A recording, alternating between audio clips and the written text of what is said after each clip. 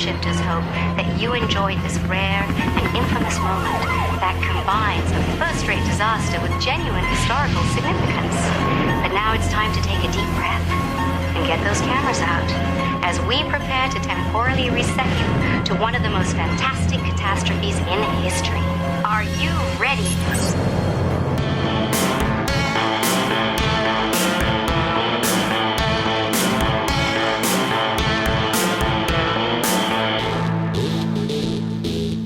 Everyone, and welcome back to the Time Shifters podcast. This is Christopher here, as always, with my awesome co-host Tom. Tom, how the heck have you been? Awesome. Well, yeah, that I knew.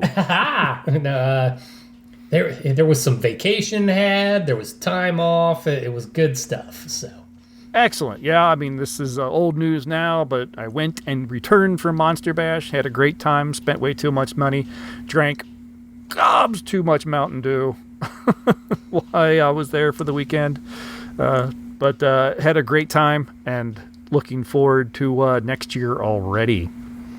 Well, and I'm hoping we'll end up with a new listener. Of all things, I got into a podcast conversation at a gas station while filling. Oh, interesting. So if you're the gentleman out there that I spoke to, welcome aboard. Nice. How in the world did that even get started?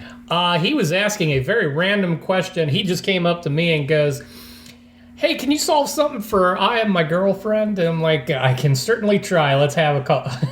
Let's talk about it." And he's like, "I told her that everyone will know this movie quote." And I'm like, "You're actually coming up against somebody that you've got a shot at. Give it a shot." And I already don't remember the quote because it was from Dumb and Dumber, which is not one of my favorites, nor do I have any of it committed to memory. And when he reminded me, I'm like, "Dude, I'm sorry, you lose. I got nothing, and I even do some of this as a hobby." and we got into the conversation, and he's like, "Oh, really? What do you do?" We talked about the show, so I hope he's out there listening. Excellent. Cool. Very cool. Yeah, I've seen Dumb and Dumber twice. That's once more than me. Yeah, well, the first time I went and saw it, I thought it was the funniest thing I've ever seen in my life.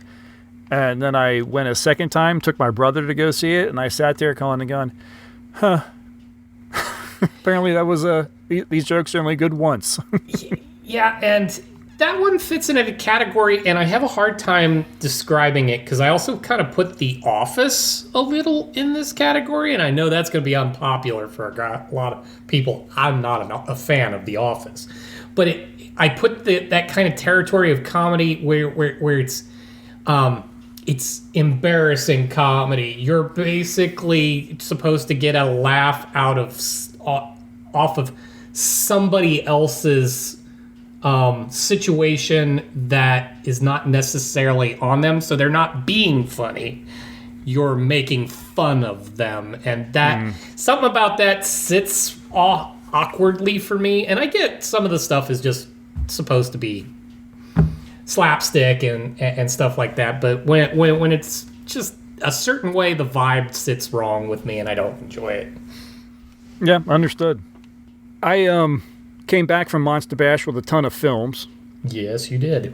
Yeah, I did. One of the things I picked up was the mostly recent Blu-ray remastered double feature of The Killer Shrews and the Giant Gila Monster. Mystery Science Theater classics.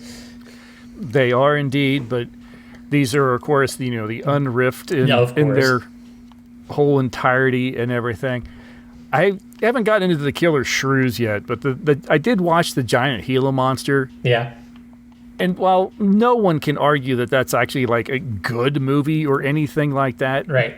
It is probably one of my favorites of the 1950s Bs. Yeah. I think it's just done right. It's everyone in it is taking it seriously. It's fair. It's actually kind of well acted. It's fun. They've got the DJ that's actually a DJ playing a different character, and things like that. You got Don Sullivan, who did dabble in recording music and was on the radio, singing his songs, and the songs are ridiculous in the film, but still. Oh, absolutely. And it's got all the kids in the hot rods, and it's like, this is just so 1950s B movie. It just oozes it, and there's something sort of kind of fun and enjoyable about that. And then the giant, not Gila monster terrorizing the town is almost just, and he shows up every now and again. Well, that's kind of one of those comfort drive-in-esque kind of movies, because you can't take it seriously. It's not great, but it's watchable. It's fun. Mm-hmm. Yeah, I think that's what it is. It's despite its premise and everything, and it could easily not be. It is, like you said, watchable. I mean, you could turn that on. You can spend an hour and 10 minutes or whatever it is. Yeah, it's not a long film. Yeah, and it's like, that was. It has some cute moments, and it has some moments where, like, it's kind of a decent sort of mystery. I mean, what's happening, but everyone else is trying to figure out what's happening to their friends, what happened to this truck, where's the driver. Yeah, I don't know. Every time I watch it, I kind of appreciate it a little more and more. Well, and actually, as goofy as it was, I actually kind of appreciate the lizard and the train set with the Matchbox cars as the effect.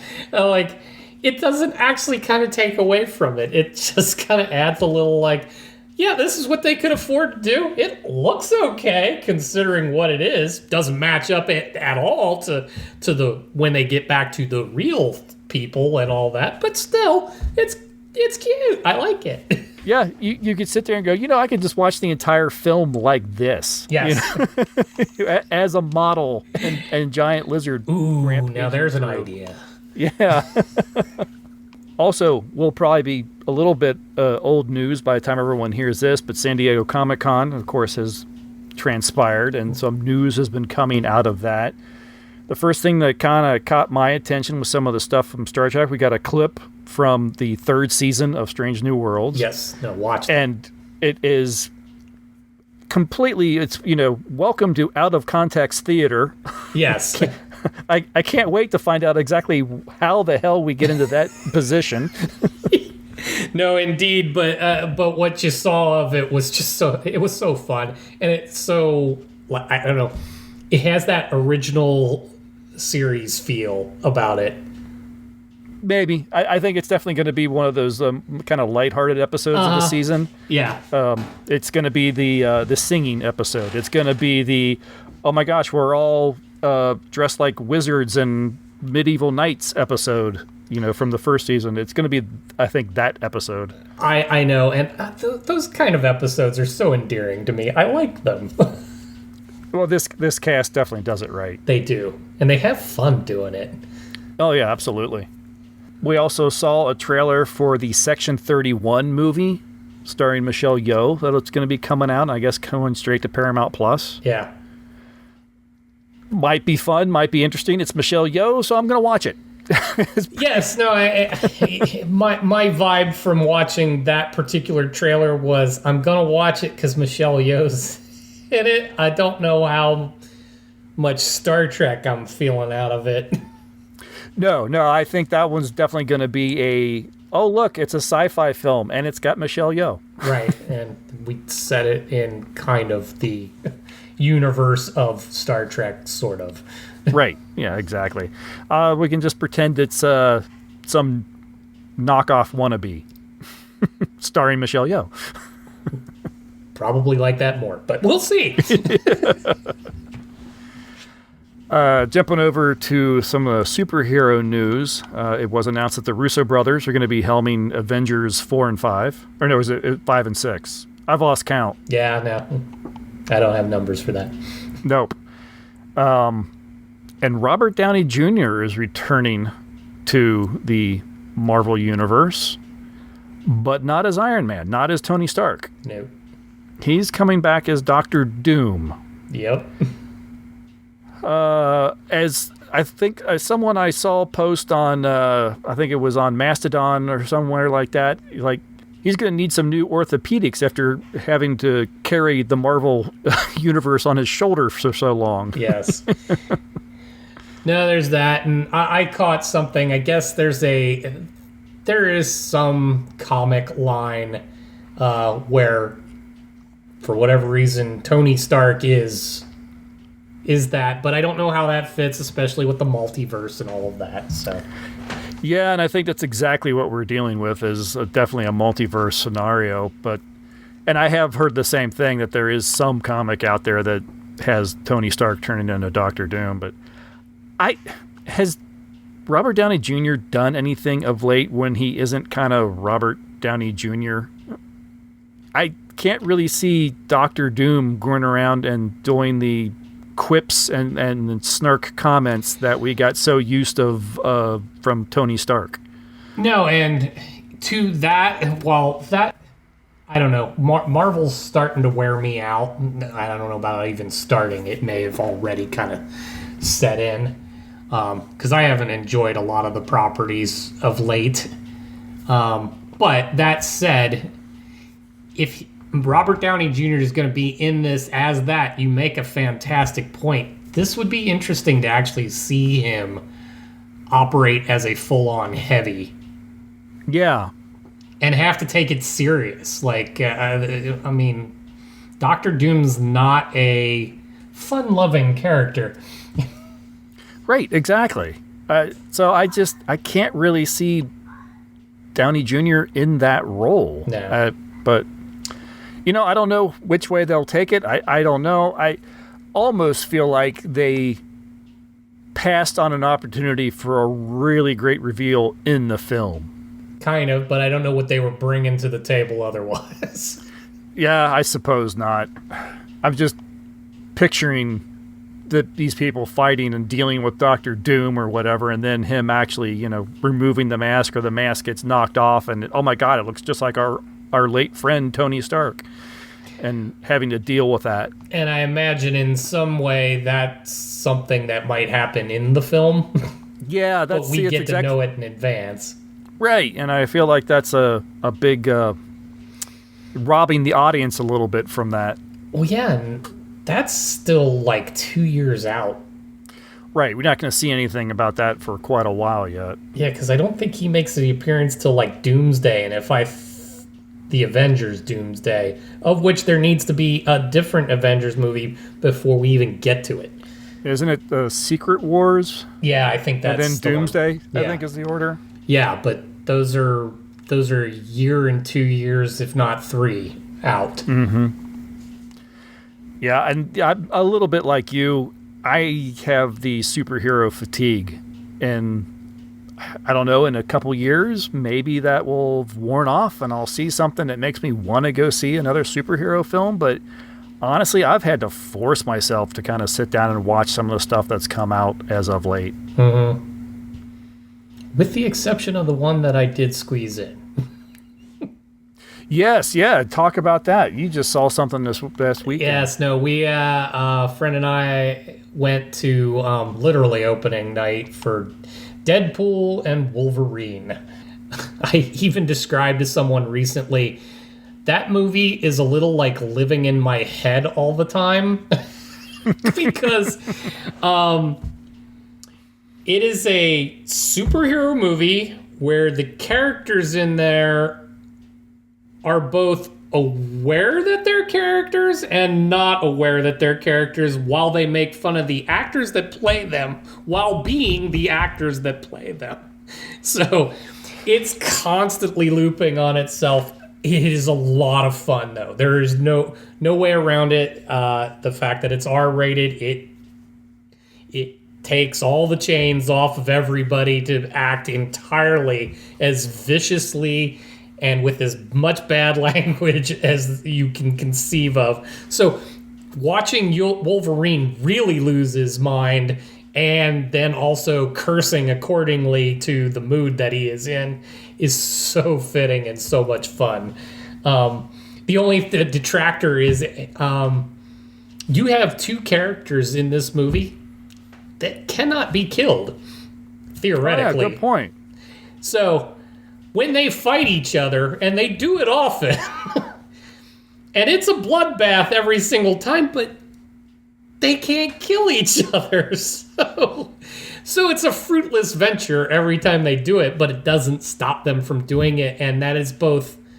It's both a detractor and funny all at the same time. It's weird.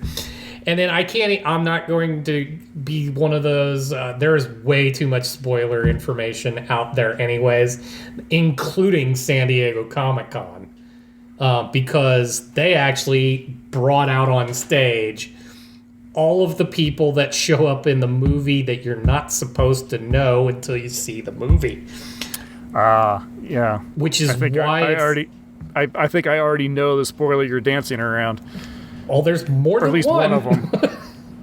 There's a big one, yes, of which it happens because Ryan Reynolds has a direct relationship with him and the character to which this particular person returned as.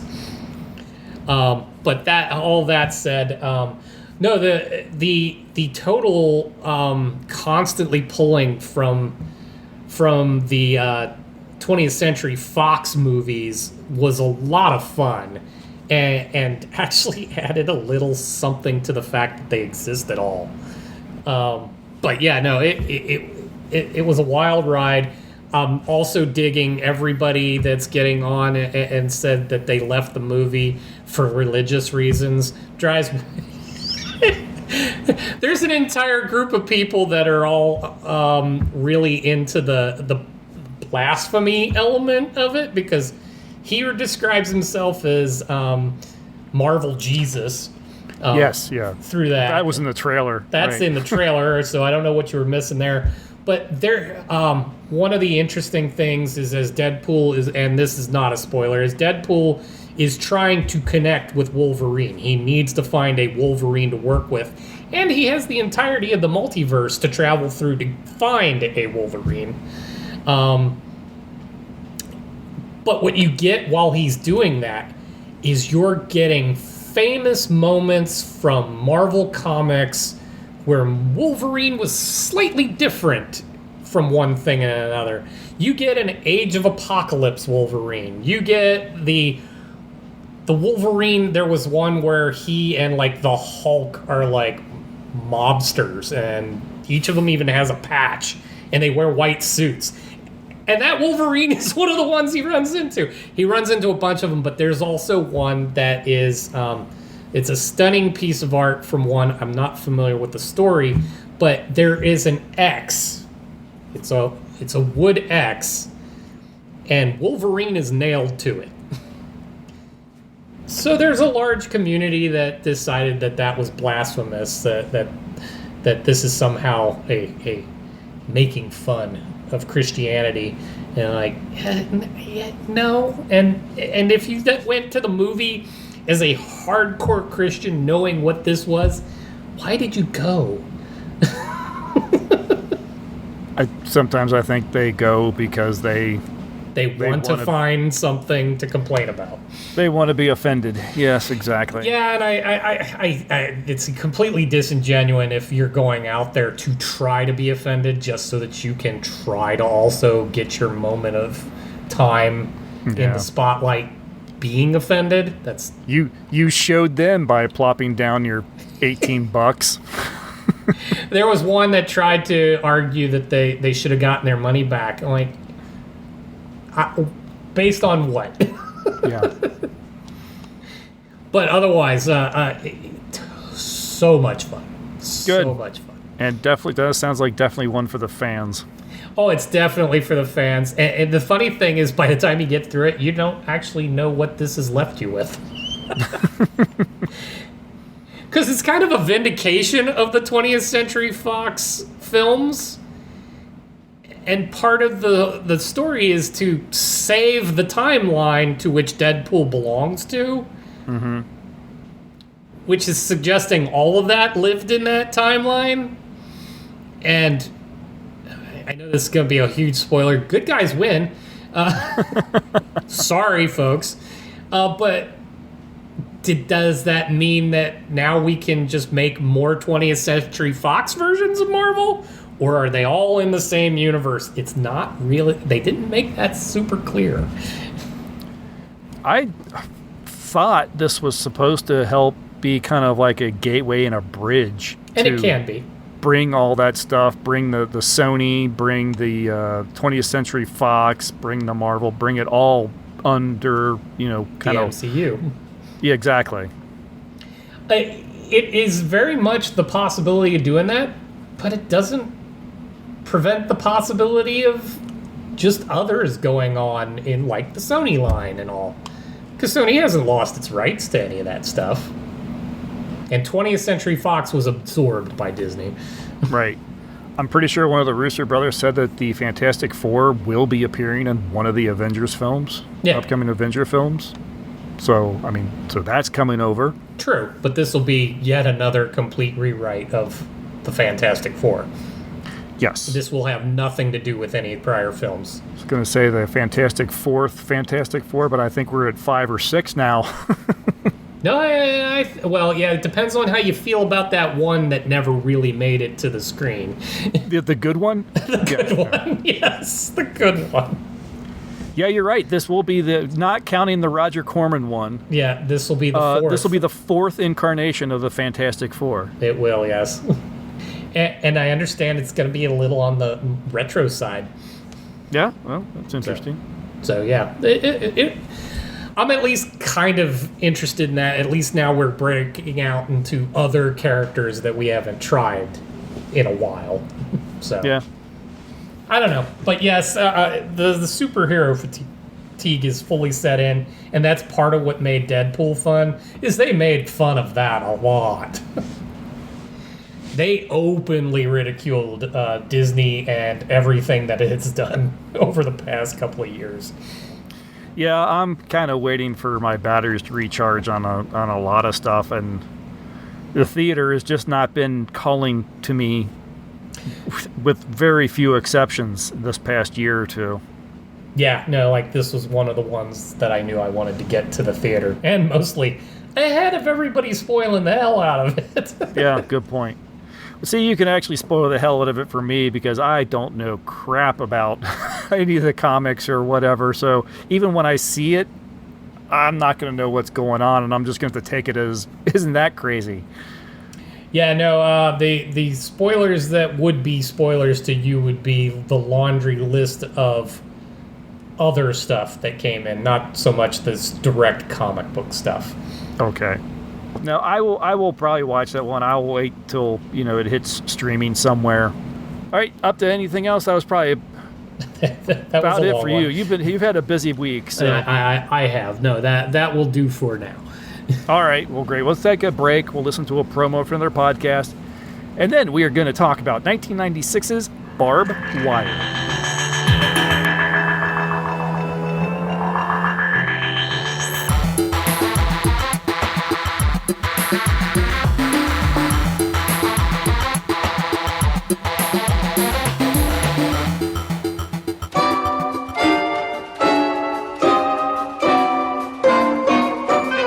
The Flash Pulp Podcast. 3 to 10 minutes of fiction brought to you thrice weekly.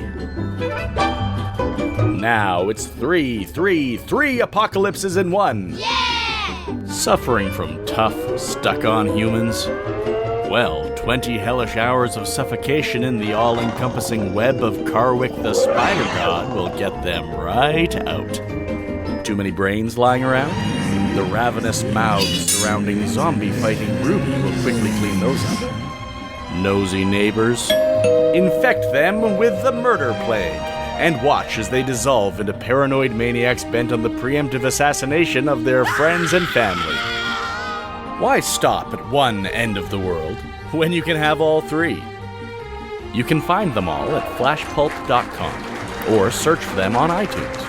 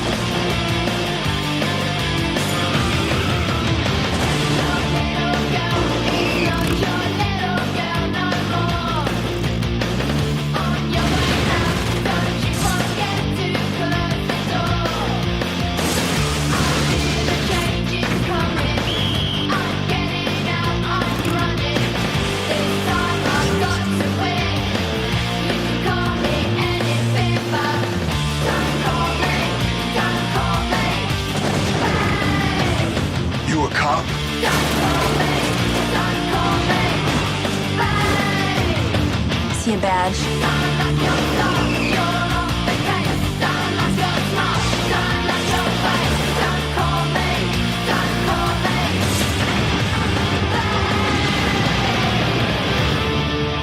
Don't call me babe. This was based on the Dark Horse Comics heroine, which originally appeared in 1993. This film takes place in a possible future year of 2017, which is a break from the comics, which take place in an alternate present-day Earth. Film stars Pamela Anderson as the titular character, along with Tamura Morrison, Victoria Rao, Steve Railsback, Jack Noseworthy, Xander Berkeley, Udo Kier, and an appearance by Clint Howard. David Hogan, who was the second unit director of Alien 3 and Batman Forever, but had primarily directed music videos, helmed the film with a $9 million budget. In 2017, during the Second American Civil War, Barb Wire, a former resistance fighter, runs a bar in the last free city in America, Steel Harbor. To help make ends meet, she moonlights as a bounty hunter and mercenary. When it is learned that a government scientist has run off with a secret concerning a bioweapon developed by the Congressional Directorate and is heading for Steel Harbor to try and find an escape to Canada, the military and the local police have Barb in their sights as a possible contact. When the scientist Corina Devonshire does show up at the bar, she isn't alone. Barb's former freedom-fighting partner and lover, Axel, is accompanying her, seeking the resistance and help to get out of the country. Barb tries to avoid the situation, but she is forced into helping when the military murders the local resistance and her brother. Now with vengeance on her mind, Barb locks and loads and is hell-bent on making the sadistic Colonel Prizer pay for his crimes. This was a first-time watch for me, and I have to say this was the weirdest remake of Casablanca I've ever seen. Wow, you're just burying the lead on the future reviews. But it's pretty blatant. Yeah, no, everything about it, right down to the plane taking off with only there's the gender swap with Barb being the Humphrey Bogart character in this case. Exactly. I was waiting for this is the beginning of a beautiful friendship line to be dropped, and I was actually disappointed that it wasn't there. It needed to be somewhere. Yeah. No, there needed to be some obvious nod to Casablanca beyond half the plot. I needed Julie Wilson singing a song on the radio or something. Well, yeah, or a heavy metal remake of it. Yeah. That would have been fitting. Or maybe the DJ in the bar's name is Sam. Right. Anything like that would just some little subtle stuff would be pretty good. Although the uniforms of the Congressional Directorate and all, not far off of like. No, they were definitely modeled after a Nazi SS type uniform. Yeah, so we had a little touch of that. No, but that just aided the obvious lift of Casablanca in this film. They really should have played with that a little bit more, because they weren't hiding it from anybody. I mean, I don't think so, unless they were hiding it from themselves. Maybe. I'll admit I've not seen Pamela Anderson in much outside of Baywatch. I guess she was a Tool Time girl for a little while. She was, yes. Not really what I would call star material as far as like headlining a film. No, not really. No, there's really only two reasons for her to be in the movie. Yeah, I was gonna say my next thought was, well, not this type of film anyway. No, especially the opening 5 minutes of the film. They strike like one of those Playboy videos to which she was a Playboy playmate. Yes. Yeah, you definitely feel like you're getting a different type of film when it starts rolling. And a strange cast beyond her, too. The entire film is just oddly cast. Very.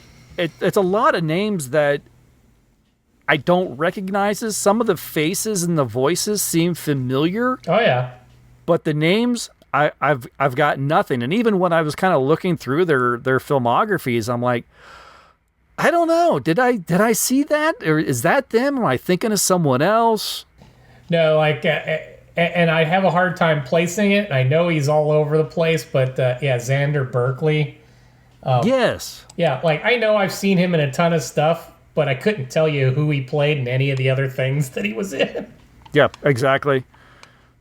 I felt that a little bit about Jack Noseworthy, played her brother Charlie. Oh, yeah.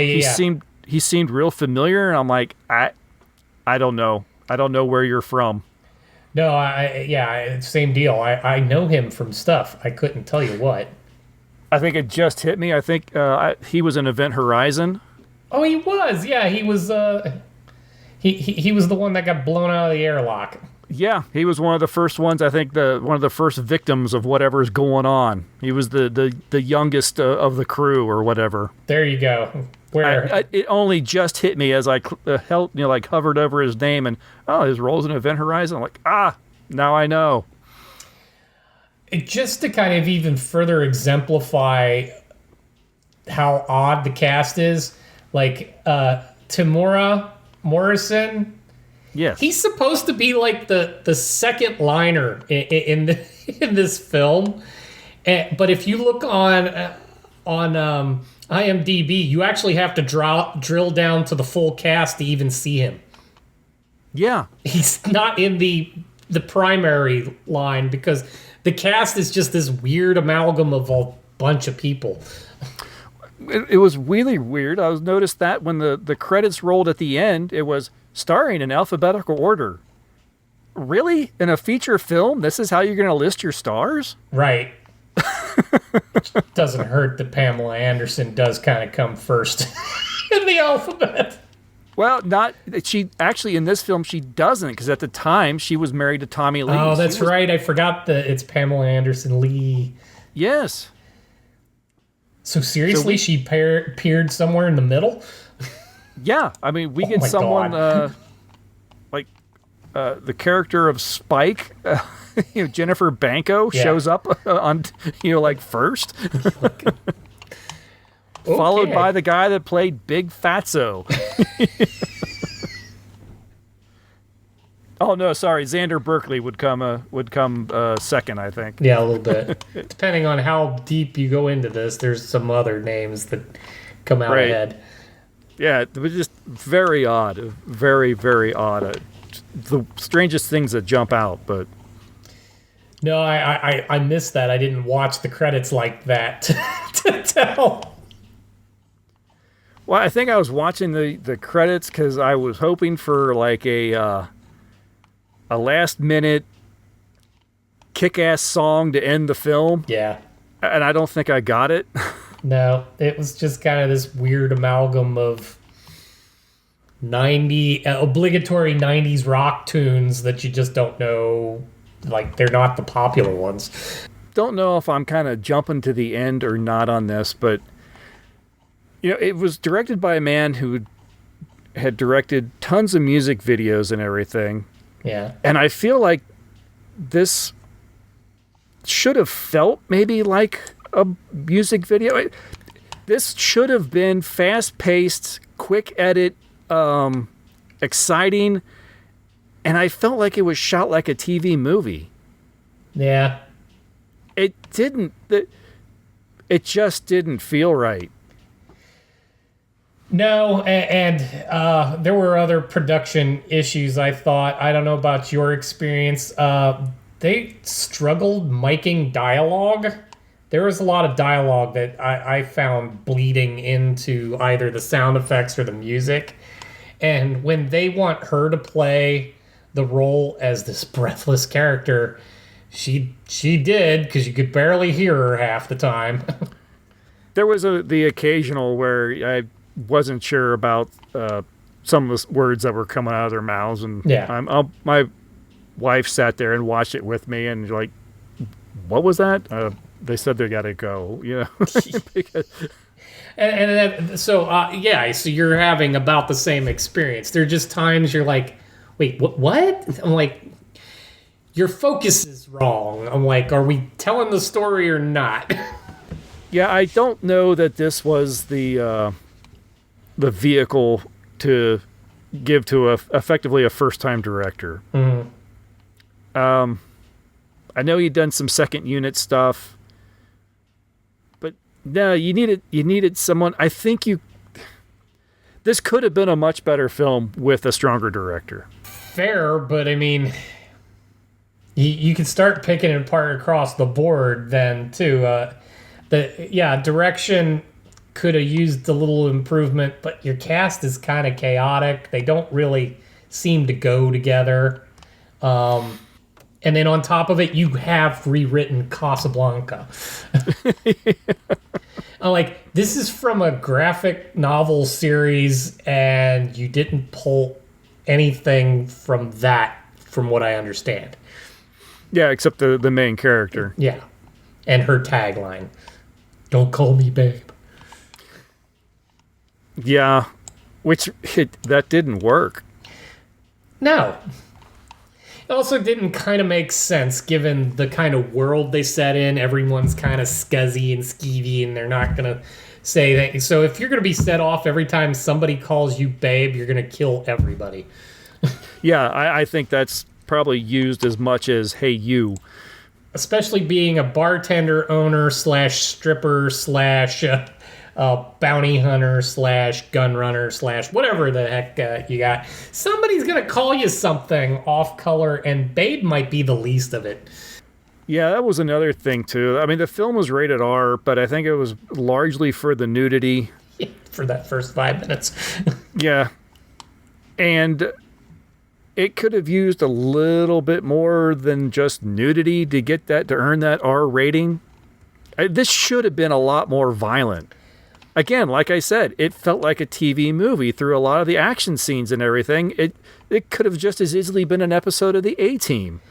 Yeah, and any of the actual physical fight scenes were so slow and staged. I mean, you didn't get really any sense that anybody's actually fighting anybody in there. And like, actually, I'm even looking at it on the IMDb page. One of the finer moments, the poster kind of thing, is when Barb is behind a table and she's sticking her guns out the side and shooting. And like, even something about that, just like this. No, it's not quite. I'm not getting any sense of danger or anything in any of this right now. I don't understand how some of the weapons that everyone's firing and everything, and the bullets can't penetrate a wood table. Right, yeah, no, I mean, they're all strapped with Desert Eagles and machine guns and stuff. And yeah, that won't go through about an inch worth of wood. No. Yeah, there's that. I also love that the cliche kind of stuff, because she's blown a hole in the one where she's after her bounty. She blows a hole in the wall, and of course there's goons on the other coming up the other side, and somehow the hide behind the wall while they come through the whole thing works every time for both of them individually. They're like, serious? Okay, sure. Gotcha. I was looking forward to and expecting a dumb action film. Yeah. And I think I only got half that. I got the dumb part. You did. For an action film, I felt like this was action-less. Yeah, no, it wanted to seem like there was way more than there actually was. You sit there and watch it, it's just, it's like slow draw. Yeah, because the music should be banging. It should be pumping. Oh, absolutely. I mean, we should be. This should have like a punk rock soundtrack that is just unstoppable, and the action should follow along. Yeah. And yeah, we get like 90s ballads. And fire over here, fire over there. Yeah, slightly ramped up episode of A-Team. Yeah.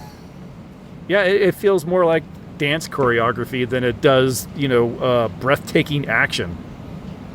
No, yeah, no, it just it kind of misses all the way around, and while yes, this is Pamela Anderson's heyday, you gotta even be into that look, because this does that other thing that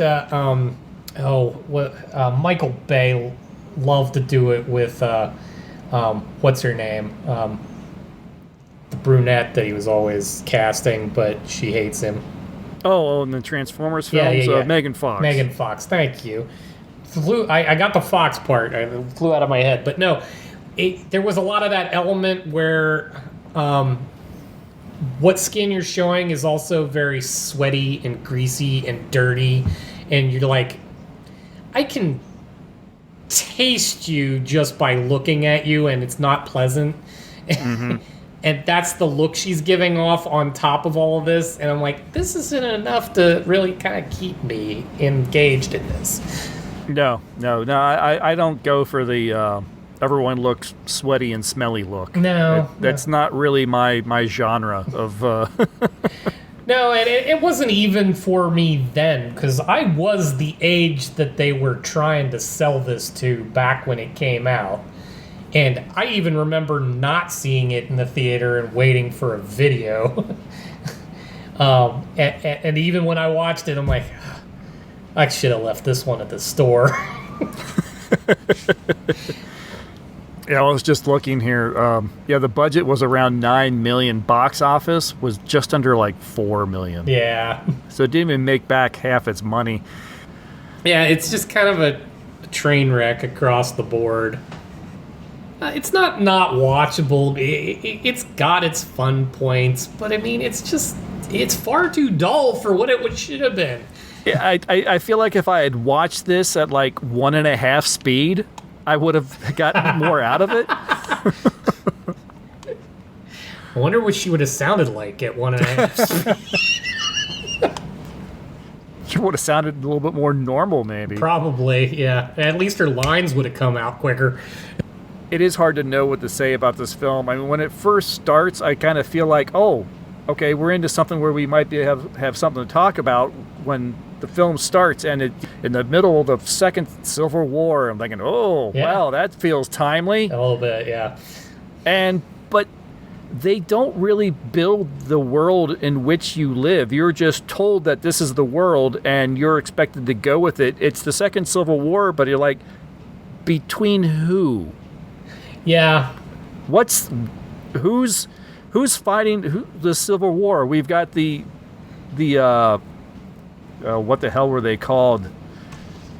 The Congressional Directorate, which obviously look fascist Nazi type, sure. And everyone else, in the resistance that just look like your usual resistance fighters and punks and whatever. But it's like, what's this Civil War about? Who's fighting who? There's obviously material in there, but this movie didn't latch onto any of this. You could have easily just eliminated all this and just say that this is some sort of like gang turf in a port city.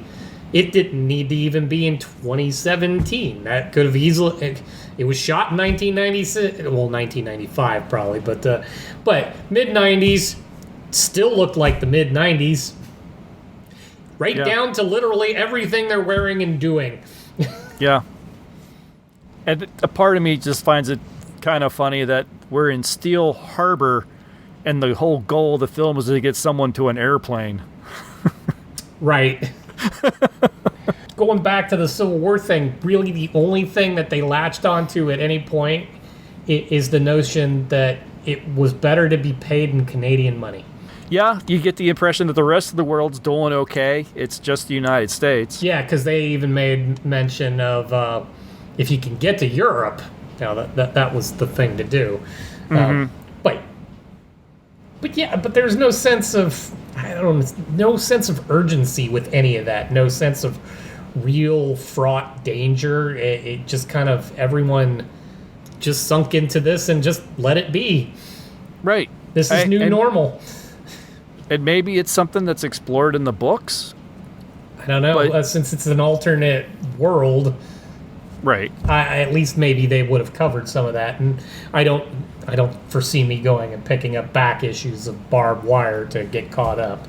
No, nor do I. But even if it was something that was in the books and they decided not to do it in the film, I think that's a mistake. To try, you've got to explain something. I don't care if even if you do it in an opening crawl. Give me a paragraph or two, and tell me why this world is the way it is. Yeah, you're getting this opening monologue, and then that's almost the last that any of that counts for anything.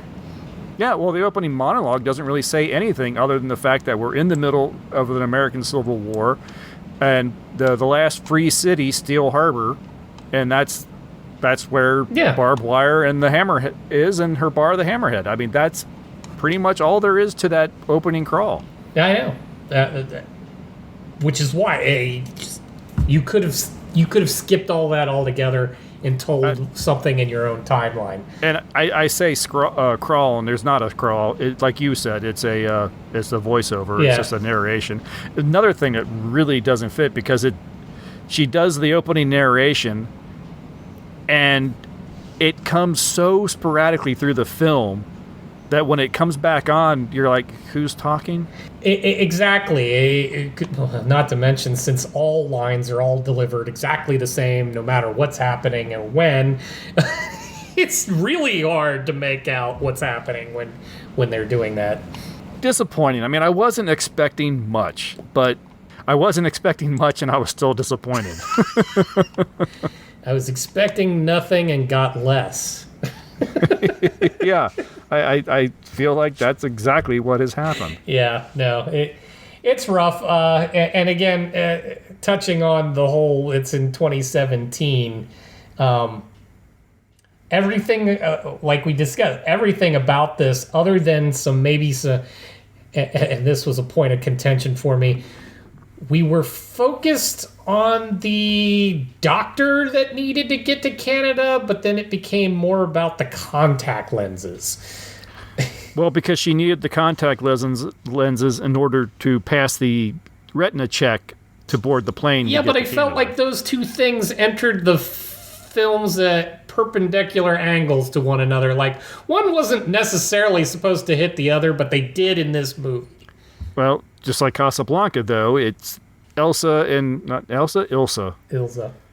And I forget her husband's name. You know, come to Casablanca and they come to Rick's and they're looking for exit visa. Right. And, so the lenses were the exit visas. It's... No, I get the parallel, but because they tried to make these so disparate things, like the contact lenses is like the technology, and apparently you can get bajillions of dollars just to have these things. So it's a thing unto itself. Like, it didn't... I don't know. The film sat together weirdly, but other than that piece of tech, which we could probably make something like that, nothing else suggested that this was in the future beyond the mid-90s. Yeah, handheld retina scan, and the fact that everybody's in this database. Yeah. Which is a little far-fetched. A little, but I mean, it's not really a prediction of any kind. I mean, actually, they're a little more spot on with the geopolitical stuff than anything else. And I know that was just a crapshoot. So, yeah. Of all the things you got right, not the one you kind of want to. Social media did get a couple comments over on our Facebook group. Mm-hmm. Adam on the Facebook group says it's a god-awful film based on a set of comics that deserved far better. Oh, someone with some background. Yeah, so apparently he's read the books and disappointed in the film with that one. Pete is wondering why one of the podcasts that he occasionally guests on, Give Me Back My Action Movies, says, is this an action movie? If so, why haven't we covered it yet? I think we've covered why you haven't covered that yet. Yep. I said we will definitely speak about that point, action film or not, I'm sure.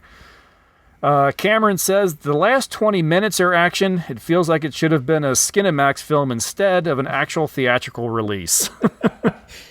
Agreed. Again, going back to your comments about the first 5 minutes of the film, and Pam Anderson in the shower.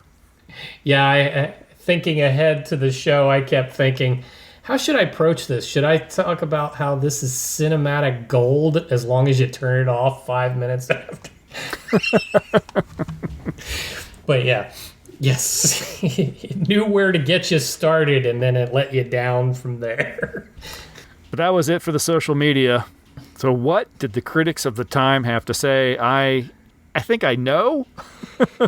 You're probably not far off, but you'll be interested to know that everybody hedged a little.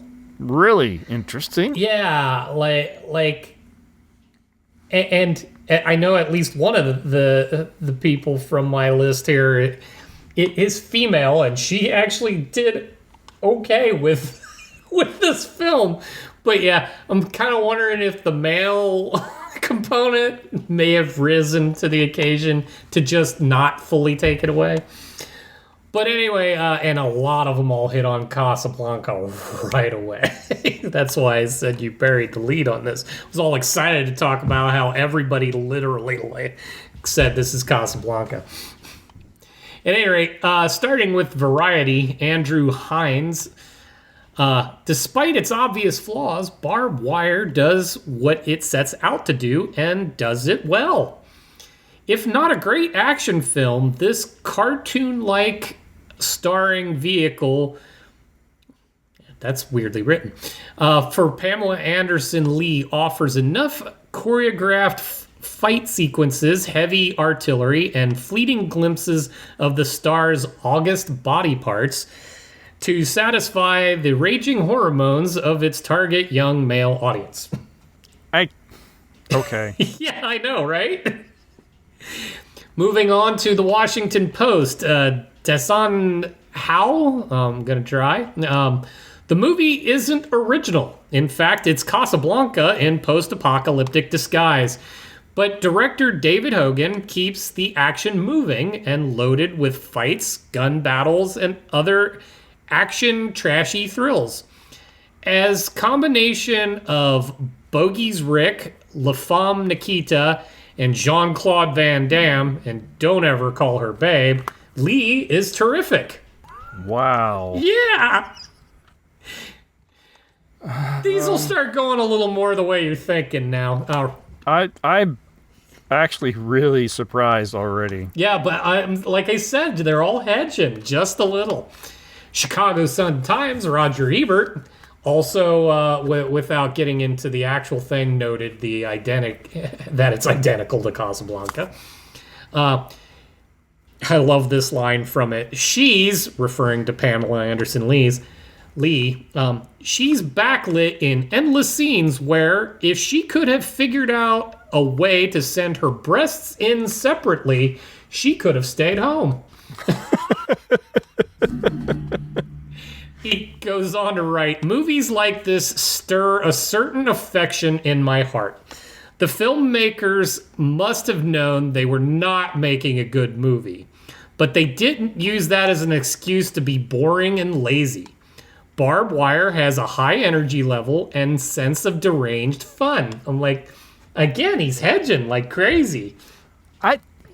There's a common thread amongst all the ones you've read so far that they've commented about the action, and that they feel like the action, it's a good action movie, and it moves along and everything. I'm like, were action movies that different in the 90s compared to today? Because I found the action to be boring. I mean, we didn't even talk about the final sequence where all Barb Wire is doing is driving around on a motorcycle. Half the time she's not shooting at anything, and then by the time the motorcycle gets to anything, it gets pinned.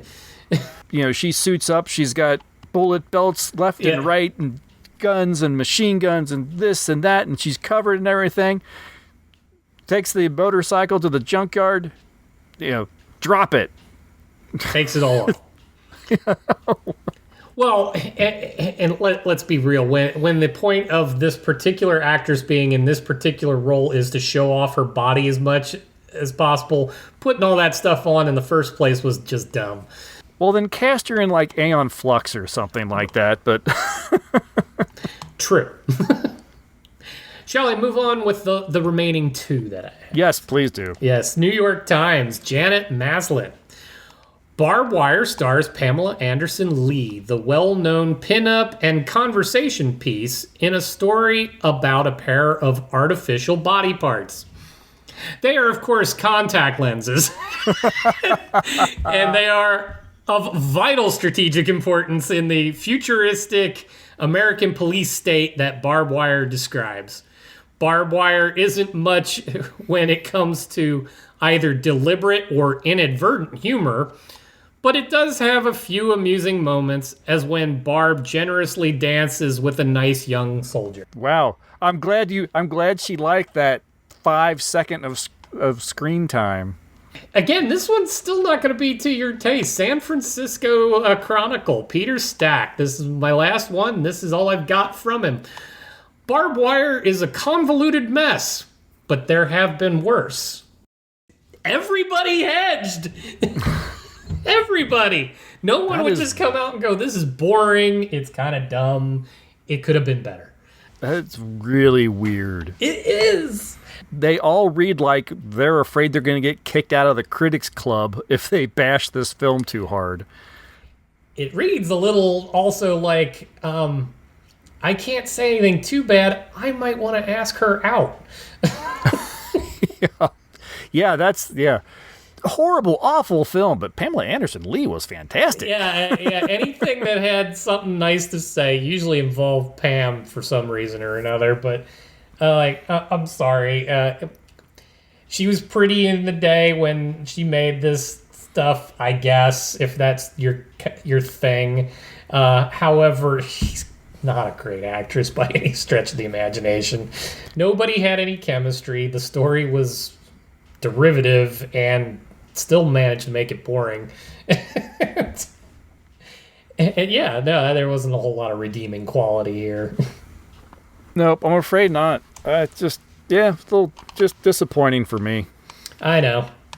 This should have been just a dumb, fun 90s action flick. I actually put this as more this should have been the grunge version of like The Shadow and yours, The Phantom. The Phantom? Yeah. This should have been just the kind of grungier, dirtier, Mad Maxian kind of version of that. Well, I don't know if we're going to do any better next time. We're going for a film that neither one of us had actually even heard of. No. But it supposedly kind of fits the bill. It was filmed in 1995. It takes place in the year 2015 and is a film called Memory Run. Should be interesting. Maybe we'll get our dumb action film out of this one. Well, at least we are going in completely 100% zero expectations. We don't really know anything about this. We don't know much about the people that are in it. Even looked on the wiki page. There's a brief synopsis. That's it. So kids, come along for the ride. Your homework for this week is to, I don't feel already, it's a memory issue. I've forgotten the name of the movie. Memory Run. Memory Run. See, I haven't seen this, and it's not sticking. Anyways, kids, yes, please join us. Watch Memory Run so that you can join in on the fun. I hope I can even find a trailer for this when I posted to the Facebook and the Twitters and stuff. That'll be great. All right, well, that'll do it for this episode. Thanks, everyone, for listening. Don't forget to drop us an email if you'd like, timeshifterspodcast@gmail.com, or follow the links in the show notes to all the social media sites. Tom, thanks very much. Sure thing. All right, we'll talk to everyone later. Bye. See ya.